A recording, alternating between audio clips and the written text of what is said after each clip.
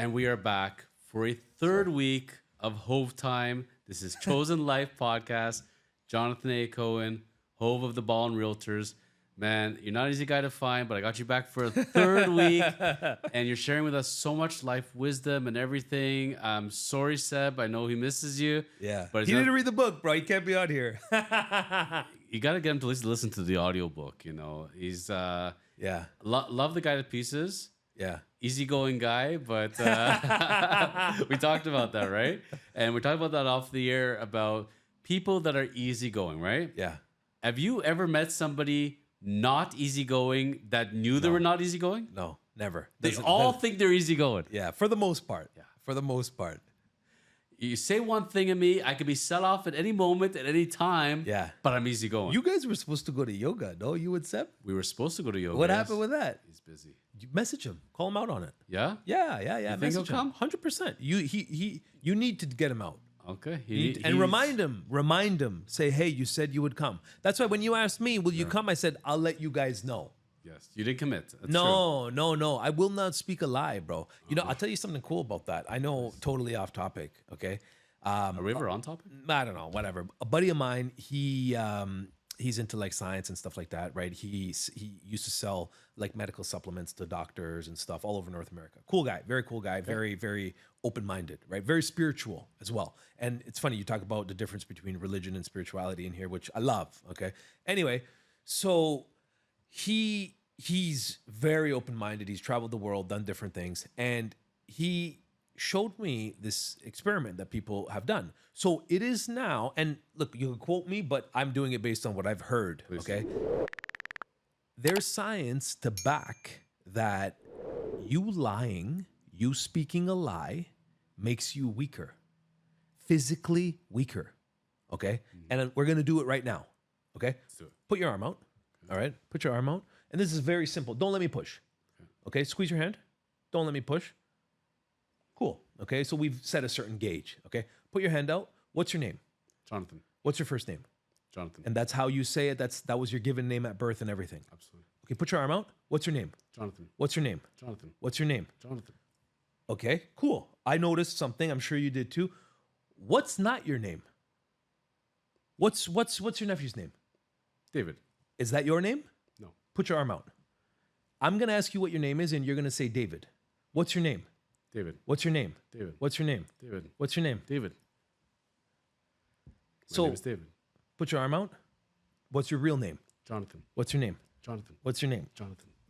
Put your arm out. Now say your name is David and believe it. Tell yourself it's David. What's My your name's name? David. Ain't that cool? That's pretty freaky. Isn't that though? Yeah. So when you lie, you see how you're weaker. Because I don't even have to try as much when I push your hand down. When you speak the truth, buddy, like I'm putting in the effort. And this ain't no bullshit. Like I'm not just doing this to play along, right? Anyways, whatever. So yeah, just text them, call them, remind them to go to yoga. Okay, Sebi. I'll be seeing you yoga hopefully soon. Today's episode, money, money, money.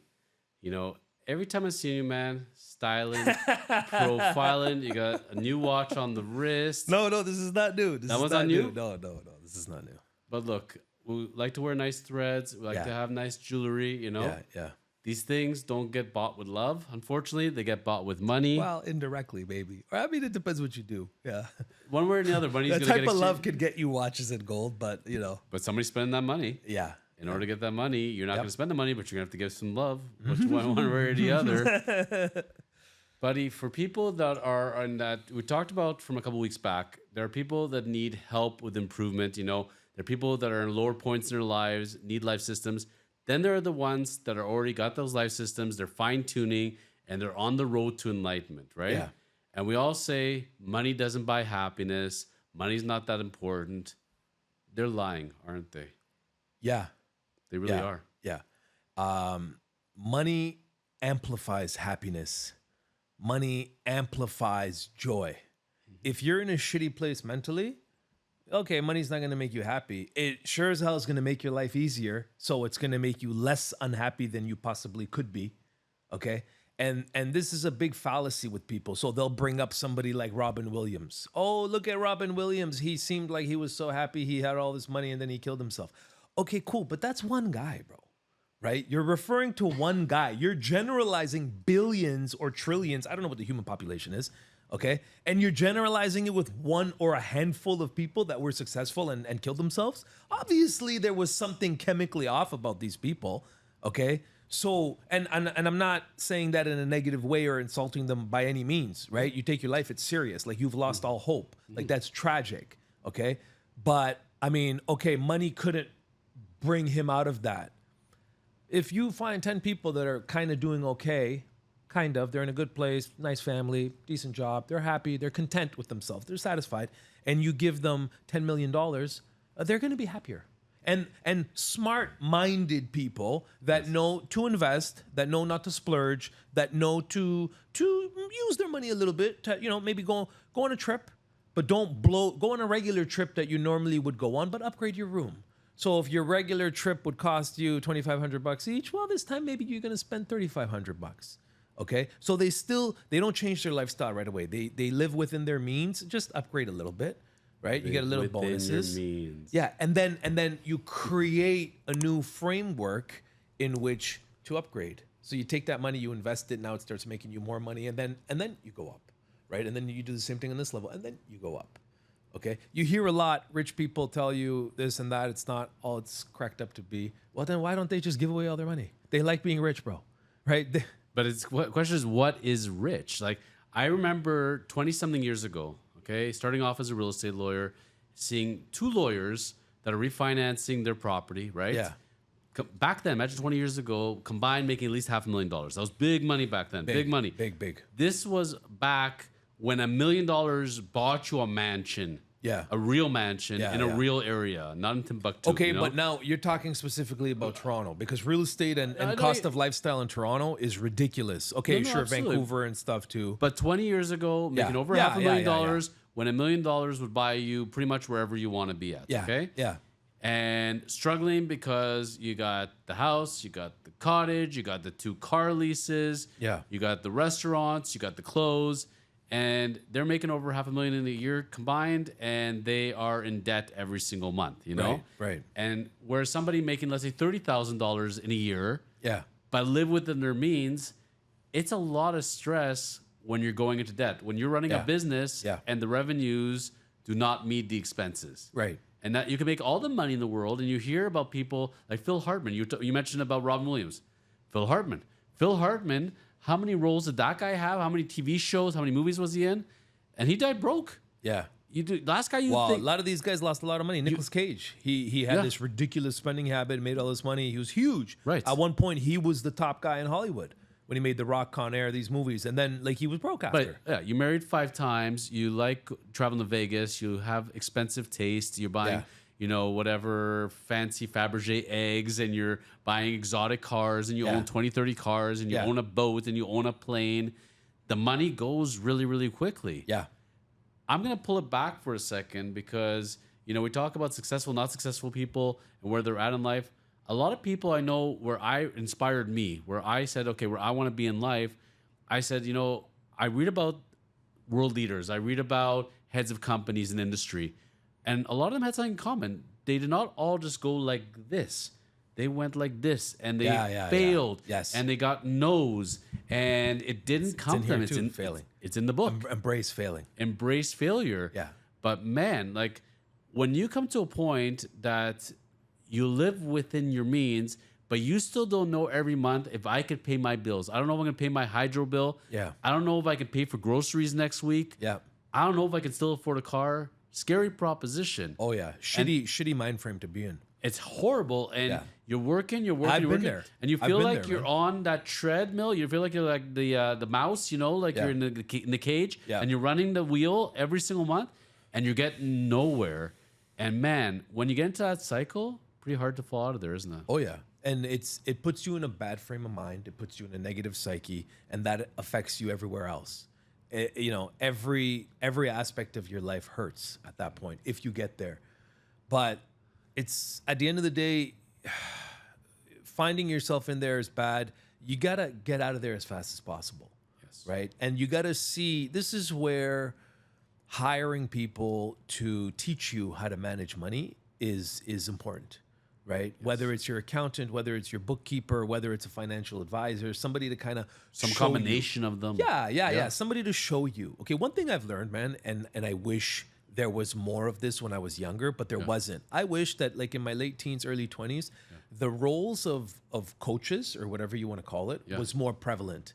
Okay, experts in certain fields. And you know, like sometimes I'll be at the gym, guys will ask me, younger guys, or like I'll be out, and like, you know, you got a lot of these guys on YouTube and stuff like that. Hey, what's one piece of advice you'd give, right? Because they see me and they see I'm successful and whatever, right? Yeah.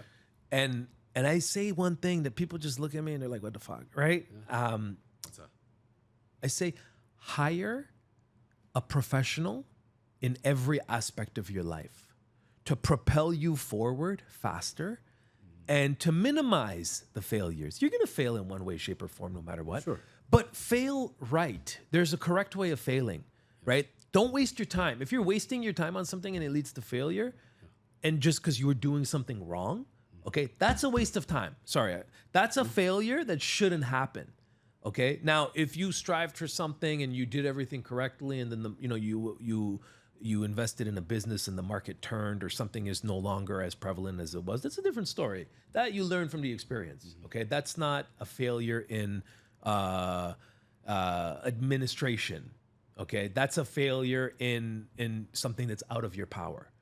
So I think hiring a specialist and following the advice of an expert in every individual field that has to do with your life, and even ones that have nothing to do with your life, is so critical. Yeah. Huge. So going back, that's why, just get somebody to teach you. Get a bookkeeper, get an accountant, pay them. Hey, here's $200. Come teach me for an hour. Teach me what to do, what to look for, how I should think. Okay? Because if you don't know how the expert thinks, you're never going to think like them. You may fall into it by accident, but why? Why not hire somebody? Hey, what should I be looking at? What should I see? What should I not see? What should I ignore? Okay? And then you know, because there's spending that comes back to your business. There's spending that you should do, right? Yes. I've fallen into the trap in the past where I'll say, okay, well, like I got a couple different corporations. Let me run my expenses high, right? To avoid paying taxes. Yeah. And they're all write-offs. They're all write-offs. Yeah. Right? They're all write-offs. And then you need money. And then I'm spending $20,000, $25,000 a month, bro. On what? This is write-offs. Right. You start finding things to buy because it's a write-off. Yeah, no. But that's not like you're stupid now. Yeah. Okay, because you're spending all this money. Okay, well, they're all write-offs, but you still got to pay for them, and then you still got to pay your taxes. You can't write it off so much. And if you write it off so much, well, okay, now it doesn't make any sense anymore because you've spent more than you would have. Let's say you're making $500K. Oh, I'm going to write off so much so I get into a different tax bracket. I want to bring my business to under 200. So you've spent 300,000 of write-offs. Yeah. Okay, and then you still have 200K and you spent all that money. Yeah, but you're still going to pay taxes. Whereas, so you're going to be in the hole. You're going to be in the hole. You're going to be in the hole. Yeah. And you just wasted a year or two doing this, thinking that you're doing yourself a favor. No, hire somebody, get them to teach you. Yeah. Avoid that.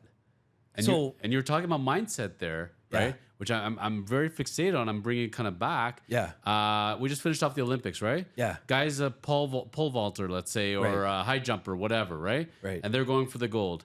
Are they going to tell you the Olympics are not that important?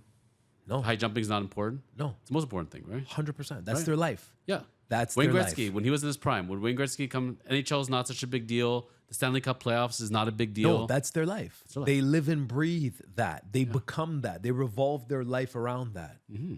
And it gets them somewhere. So if you're a realtor like yourself, real estate lawyer like myself, it all still is jobs. You're still supposed to earn income, right? Yeah. If you go into your employment saying, money's not that important to me, money doesn't mean very much, money's not going to move me very much, I dare say you're probably not going to work very hard. No, you're not going to work hard. And you ain't going to get very, very far. It's bullshit, man. Yeah. That's an excuse people make to justify their laziness. You're lying to yourself again. This is something I say all the time. This is a recurring theme that I bring up. Yes. And I shouldn't say don't lie because that's a negative connotation, right? And we want to speak positive. Be real with yourself first and foremost. Okay? Money is important. Money brings amplified joy and happiness. Money helps people. All right. Money helps you help other people. You make so much money, you don't want to do anything with it. Okay. Open up a free daycare. Help all those parents that can't afford daycare. Open up a food kitchen. Okay. Not for the homeless, because the city's got programs for that, and that's a complete disaster. Open it up for parents that can't get their kids certain foods, right? Have them eat healthy food. Okay? That's an excuse. Oh, I don't need money. It doesn't buy happiness. No, man, you're full of shit.